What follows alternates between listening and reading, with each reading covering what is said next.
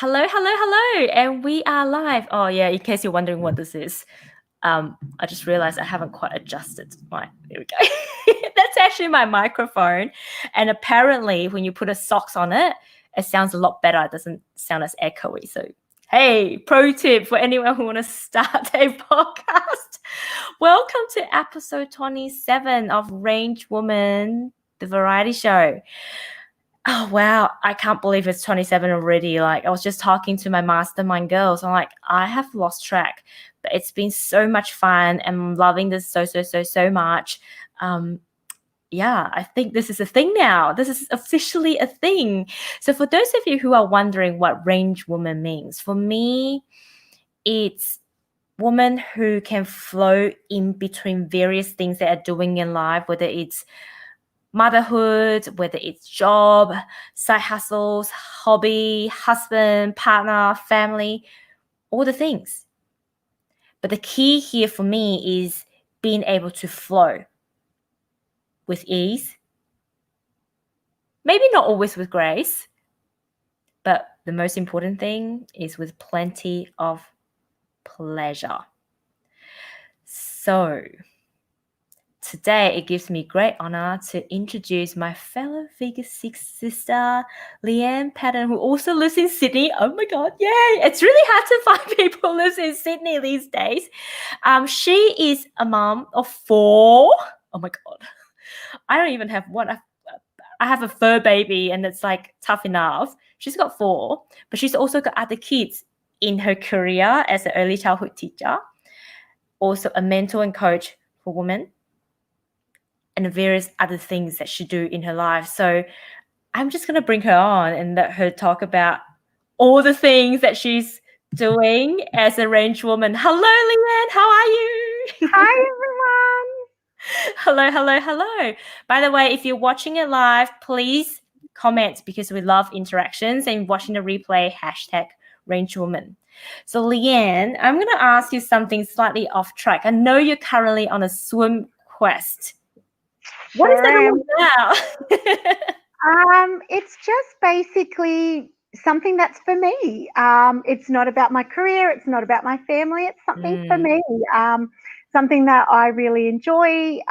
It's something that sets my day up beautifully in the mornings, and it's a real sort of refreshing opportunity. Some time with my own thoughts. And just, a great start to the day, some one-on-one time for myself, which is sort of the main part that, I'm not mum, I'm not an educator, I'm just me. That is so good. I'm going to come back to that and ask you how important it is to have that time with yourself and just be you. But first of all, for people who don't know who Leanne is or what you do, tell us a bit about you. Who is Leanne? The jack of all trades, basically. I've been an early childhood educator now for 18 years. I've just clocked over that milestone. So that was very exciting to hit that milestone. And that's just basically the career that I love. I've tried sort of all levels in the industry, and I've gone back to just basically teaching the children, the interactions with them and the interactions with the families, being able to be a part of their life journey and support the parents in their role. They often come to us for advice and our opinion on things. So you feel like a part of the family, and it's just a beautiful sort of relationship. So I've got my early childhood career that I love, and I can't see an end in sight with that yet. So even after 18 years, there's still passion and desire there. So that's sort of really exciting. I'm a mum of 4, so we're sort of a very active and outgoing sort of family. The kids are all quite sporty and things like that. So that keeps us very busy. And then I've got my own resume writing business, which started out focused on the early childhood industry, because I knew of so many educators that were missing opportunities because their resume just didn't showcase how amazing they actually were. And I knew them personally, and I was like, I would hire you in a heartbeat. But when you look at it on a piece of paper, you were like, oh, that doesn't match up. So my journey sort of into entrepreneurship started through my resume writing business. And then I've extended onto that now to be like a coach and mentor for educators in the early childhood, as well as sort of women, families, and supporting them in their role. That is so awesome. So I'm going to ask, a lot of people will be like, how do you actually have all these connections? Like how do you go from a teacher to writing resume and then to mentoring women of all sorts? I think you kind of explained it, but in terms of skill set from an outsider's point of view, and quite often I use my own analogy being working in construction and then coaching and mentoring women on the side. I can see the parallel and I can see the similarities, but perhaps for someone who's not living and breathing it, they can't. So are there any similarities at all between all the things that you do? There's definitely similarities, and it's just basically listening and sort of bringing in my own past experiences and conversations with other parents that I'd be like, oh, I've had that conversation before. This is what I suggested to them. Maybe give this a go. And yeah, it sort of all sort of flows and links together, but it also gives me time in each of them in their own individual way as well, that I get to enjoy all these things and have time for all of them in my life. Like, yeah, it's the best of everything, basically. I think so. It's like, at least I'm not fixated or fixed into this environment. I get to experience all the different things, right? Yeah. And I can see though, like, because you probably spent a lot more time with the kids, sometimes maybe even more than their parents on a daily basis. Yeah.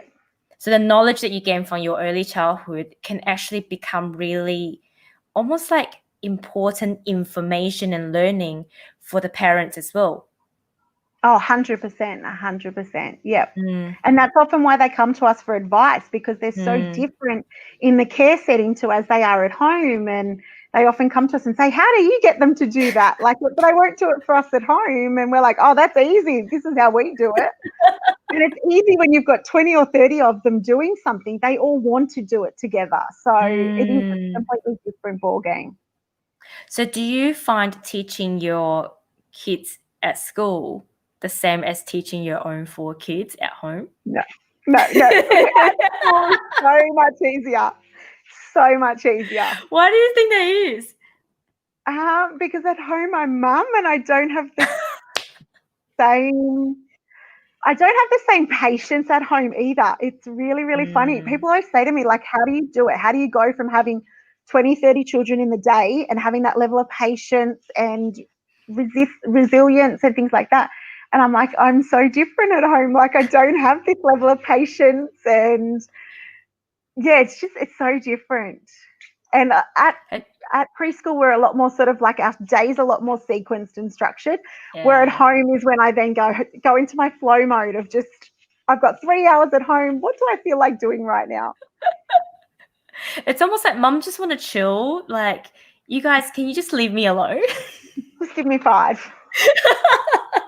Has your kids ever said to you, Mum, this is not fair? You're so much nicer to your, students than to us? All the time. I actually have my son at preschool in my room this year. So that's a very interesting dynamic because, yeah, having him as a teacher and then having him as a mum, but he has adjusted really well to it. So that's good. It works well. So what's a typical day in your household with 4 kids and obviously a functional family and working family? Hubby's got his own business, so that sort of really helps. So he's got a lot of flexibility in his hours and things like that. So I don't do it all on my own. And I've sort of really built up that allowance in myself to allow him to help a lot more. When the kids were younger, I wanted to do it all, and I sort of didn't realize how much pressure that was putting on myself by trying to do it all by myself, where now I'm a lot more relaxed and they're older too, so it makes it sort of a bit easier. But basically, especially now with this swim quest, I'm up at 5 in the morning and I'm in the pool at 5:30. And yeah, so this week my shifts alternate. So this week's like an early week, so it's out of the house early. And then in the afternoon it's normally kids sport, quick and easy dinner, some family time in the afternoon, and then I like to have a bit of me time again once the kids are in bed. So I've got like a good bedtime routine that gets them settled, gives me one-on-one time with them and connection with them. So that sort of fills their cup. They go to bed relaxed and calm, and then it's mum time again. And then, we go again the next day. It's win-win though. Yeah, it is. It's the best way that it works. Yeah.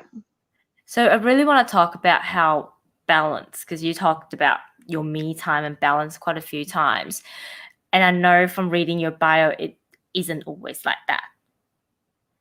No, it's not always like that. So tell us about the journey, and what was the pivotal point you discovered, something has to change? It was about February last year. It was all about work, and I knew, but I didn't really know how much it was affecting my family and my relationships, and then myself. It was like one day after the other, one foot in front of the other, and I was on a roller coaster and like on a treadmill that I just couldn't get off. And it just got to the point that one day I was like, I can't keep going like this. Like, something's going to have to give. And I was like, but I don't want it to give. I want it to get better. I want it to be more abundant and everything like that. So that's when I really started a real journey on myself, which, I would never have predicted would be the answer for me. But I was like, I've tried this, I've tried that. That doesn't work. And I was always quite an organized person. I'm a very list person. I'm a very planned person. But it just, it wasn't flowing. And then I was tired and irritable, and it just didn't sit well. So I started a journey. It started into like looking into businesses and things like that ended up on this big personal growth journey that I could never have predicted I would come across. I came across my soul modes with Carly Marie, and that was sort of a real life-changing thing for me. I became so much more self-aware of myself. I stopped sort of criticizing myself and started listening to myself and my energy. I'd always thought energy was this, everyone's got energy. I never really dug into it, and I was like, we have different energies. Like, okay, let's have a look at this and let's work with it rather than against it. And that's what I was often trying to do. I was like, but I've got so much to do. I can't lay down and have a rest. I can't be tired. I've got to do all these things, and then it would snowball. And once I started to look at me, was when I started to see the balance and the flow come into our lives, and the results on my family and my relationships and things like that are pivotal. Like, they've been life-changing. So did that then give you the idea of starting your business to help other teachers, educators and women? 100%. Yeah. And it's hard. Like, being an early childhood educator, you're holding that space and that emotion for so many little children with such big feelings. And then so many women in the industry come home to families as well. And you put so much time and effort into the job because you want to do amazing for these kids. Like, it's a big part of their life that sometimes we forget about ourselves. So that was 100% what sort of started it, in educators feeling good and the mums feeling good, especially working mums that sometimes are on that, they want their career and then sometimes they feel guilty about it. And when we feel happy as a woman, the ripple effect around us is it's amazing. I love that you said that, because I have this conversation with my partner Scott all the time. We're like, a lot of women don't realize they are like that fire, that hearth in a household. When our fire is lit up, our household is lit up. 100%. Yep. And that's why, for so many women, they're like, no, I can't. I have to take care of myself. I have to take care of my family first. But the truth is, when you take care of yourself, your family takes care of itself. It kind of just like, it just happens. It does. It's like magic. It just, yeah. So I'm going to ask you, amazing. what mode out of the soul modes are you in right now?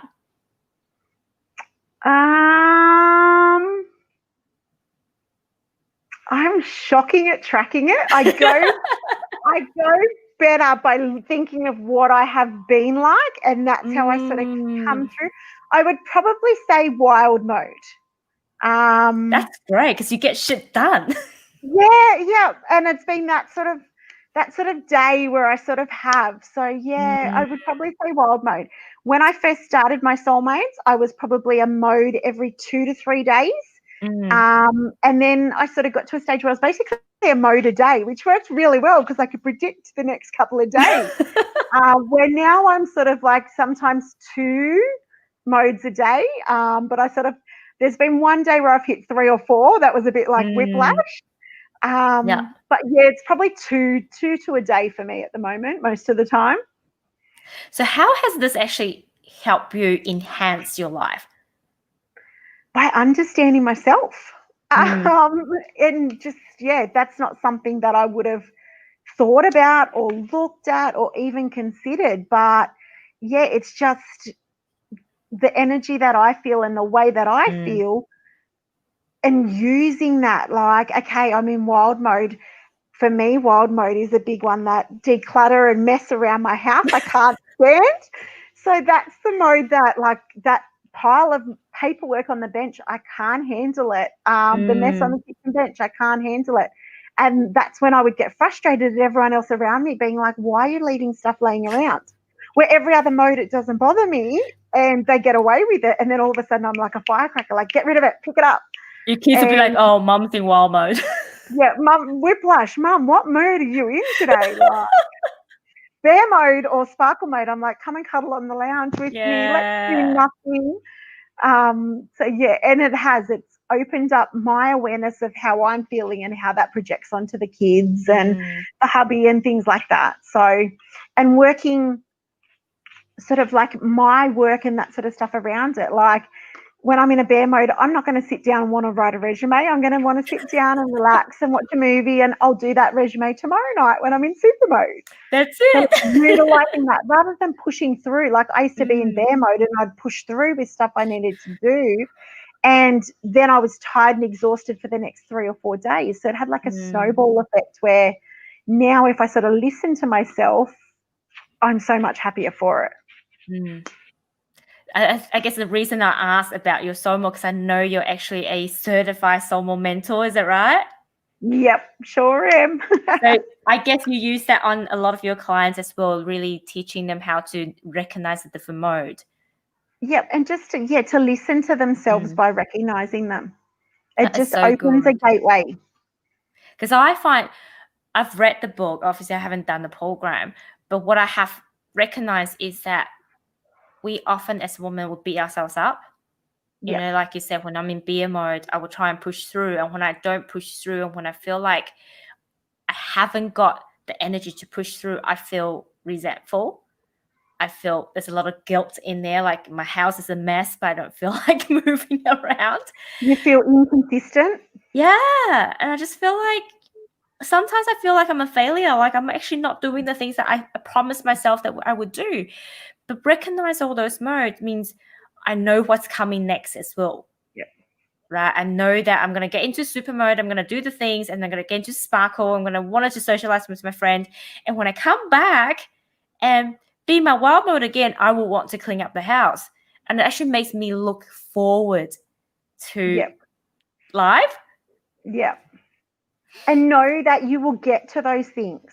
Know that, like, it's going to have its time and you know that it'll get done. So you don't feel as inconsistent and things like that, because you're like, I really should be doing that right now. I feel like I should be. I'm being told I should be, but I don't want to. Stop shitting yourself. Yeah, I just don't feel like it now. And now you know it has its time and it has its place. And it's a game changer. It's a life changer. I think so. So you spoke about asking for help, and it was harder to ask for help earlier in your life. How do you overcome that, and how do you ask for help now? I think it was just in the process of discovering me. I used to label myself as a perfectionist. So I wanted to do everything myself, and I wanted it to be perfect. And that was sort of the label that I set for myself and the standard that I set for myself. So it was by breaking down the barriers in myself that then became, oh, it's okay to, I don't look like I'm failing by asking for help. I don't look like I'm struggling, or that this is too challenging for me and I'm struggling here, but then I want to take on this and do this, and I don't look like this ebb and flow person that has no control in her life. Like, it's just, it was a process of starting small for me. It wasn't like, here, can you have the kids for a week? I'm going to an island. It was just like little events and little trainings and things like that. And it just built up over time. And I found the happier I was, the happier everyone else was around me. So they were more willing to help out and things like that. So instead of me sort of getting all judgy and why haven't you done that, when I showed that love and appreciation, it came back tenfold. And I was like, oh, is that how easy it was to get this stuff done? Like, to get some help. So yes, it's a journey.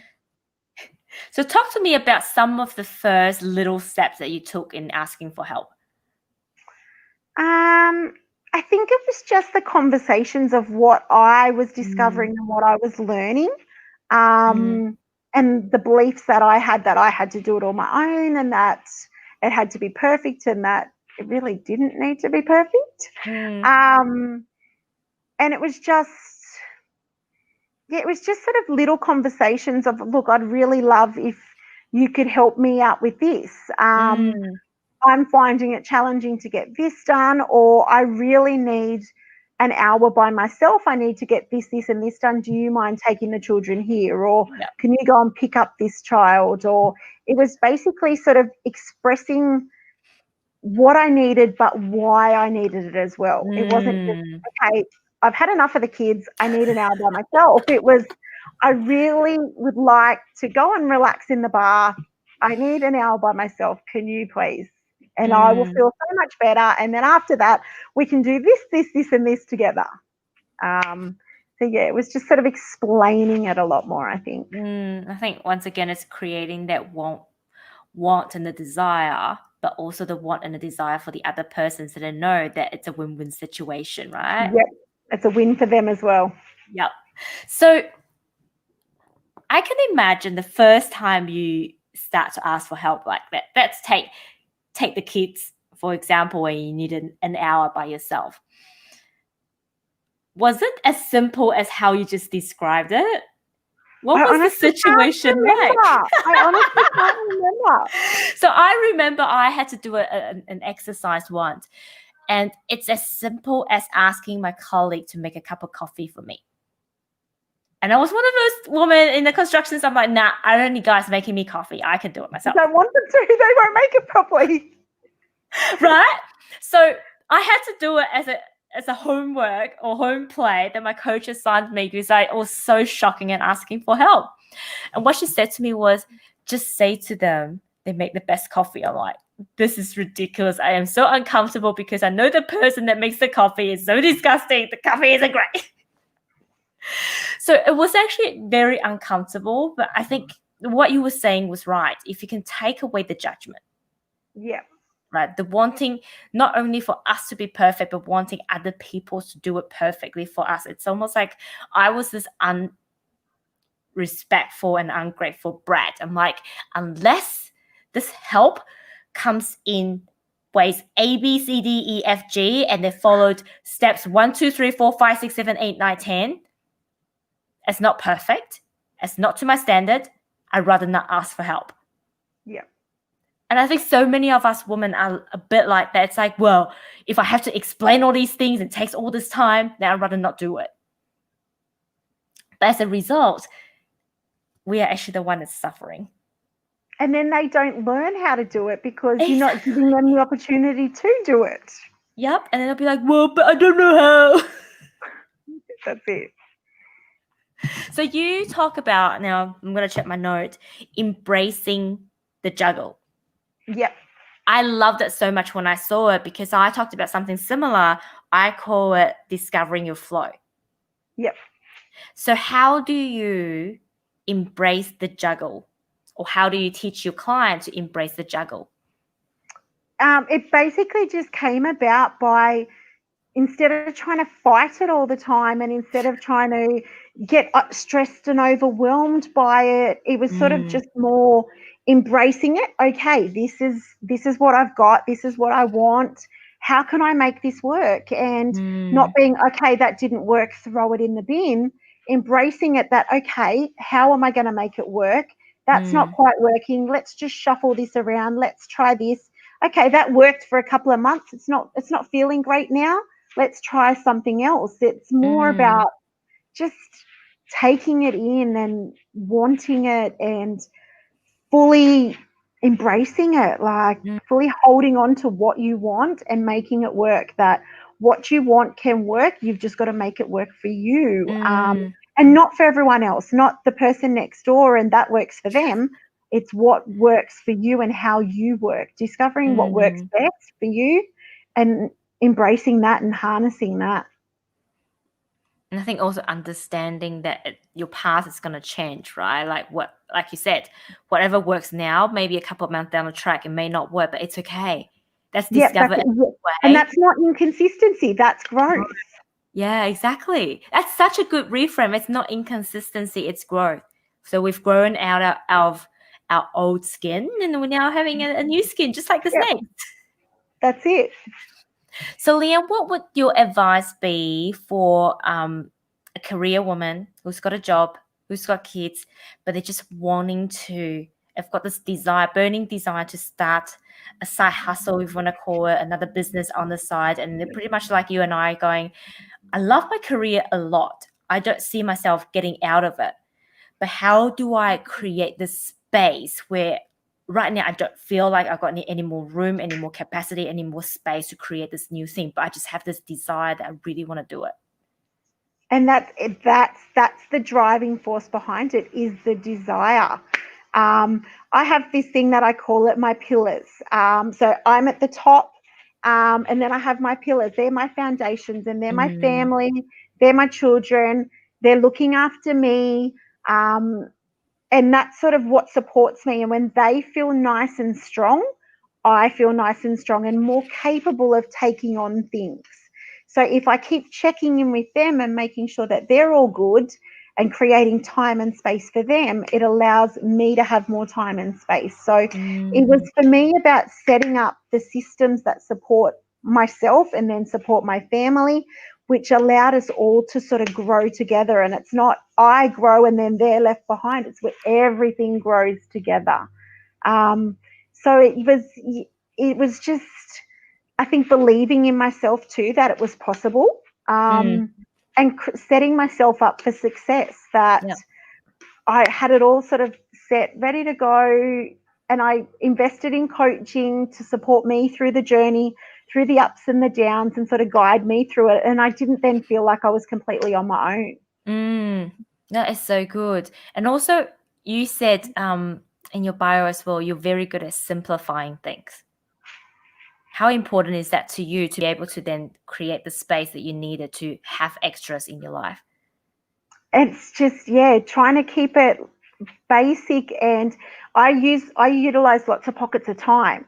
So when the children are at sport or in between things, it's utilizing those little pockets of time. So if it's nice and simple and easy, it doesn't take up too much thought and too much brain process to sort of get things done, and it doesn't need to be complicated. It's looking at others that have taken that path ahead of you and looking at what they did, what worked for them, what didn't work for them, and not necessarily copying what they do, but just following along, going, oh, that worked really well, I'd like to try that, and just following what your heart desires and making that work for you. If it's a side hustle, and it's a side hustle, if you want it to then later become a full-time new career, then that's what you go for. That is so good. And I love how you said, finding pockets of times, because I believe we all have pockets of times. It's just more what you do with those pockets. 100%. Right? You could be taking the public transport. That's your learning time or your posting time or your study time. Or you could be, I generally drive and I listen to all the catch-ups of the lessons I need to learn from our coach Jana as well. And it's just really looking at, I call a time audit, looking at your time and go, can I utilize this and do something like lunch breaks instead of, just eating my lunch and staying in front of a computer. Scrolling Go on for my a walk. phone. Yeah. Go for a walk, read a book or post something and then it's done. Yep. Write in your journal. Yep. That's it. Yep. Actually, I love the idea of writing your journal at lunchtime. It's almost like you reset yourself. Yep. Yeah. So I want to midday find release. out. Yeah, midday release. That's it. So what's your routine like? Because you talk about routine, your nighttime routine. What do you typically do in those wind down times and times with yourself? It can sort of vary, and it depends on what mode I'm in. 100%, it depends on what mode I'm in. If it's like a wild mode, I'm doing a lot of planning, a lot of posting. I'm a lot more sort of active on social media and things like that. If it's a bear mode, I'm normally just doing like the bare basic that I need to do, and then it's laying down watching a movie with a nice warm hot chocolate, and often like a journal session to sort of, I call them my belief bubbles. It's bringing those bubbles to the surface and then releasing them and letting them go, which often happens in my journal. And then a super mode, it's probably writing a list or about 10 lists that I've set for the next few days. And then, sparkle mode, it's a cuddle with the kids, and that's sort of the nights that I'll either cuddle and watch a movie or head to bed for an early night. So it sort of varies, but I call them like my containers. I've got that container of a couple of hours, and what I choose to do in it, I put it through my mind as that it's a wish list. I would love, instead of a to-do list, I've got a wish list of what I'd like to get done, and then I choose from that wish list what feels good for me that day. That is so good, because then you get to tap into pleasure instead of sometimes to-do lists could be like, Yeah. And sometimes there's things on there that have to be done that are time sensitive, and you're like, just get it done, and then I can get that monkey off my back and I can do something that I want to do. There you go. That is fantastic. So Leanne, if somebody wanted to work with you, where do we find you? You can head over to my Facebook page or my Instagram at Leanne Patten, and that's where I hang out.